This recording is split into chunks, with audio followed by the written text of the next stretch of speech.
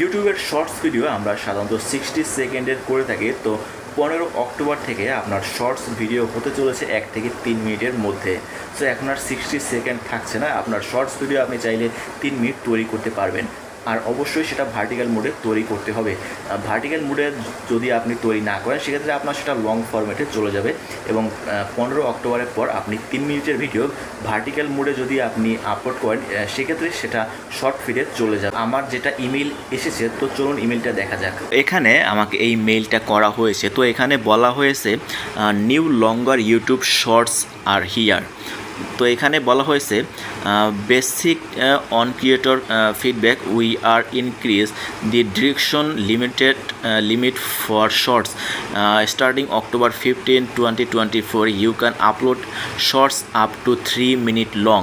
তো আপনি এখানে বলা হয়েছে যে শর্ট ভিডিও 3 মিনিটের মতো আপনি আপলোড করতে পারবেন 1 থেকে 3 মিনিটের মধ্যে।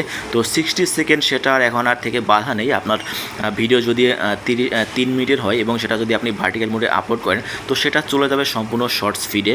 এবং এখানেও বিস্তারিত এখানে এগুলো দেওয়া আছে। তো creator and monetize 1 to 3 minute shorts any video you upload before October 15 will stay the same and remain as long form video on YouTube channel even you are a vertical এখানে বলা হয়েছে ভার্টিক্যাল, যেটা আমি বললাম যে vertical মোডে upload করলে আপনি 3 মিনিটের ভিডিও সেটা আপনার শর্ট সেকশনে চলে যাবে।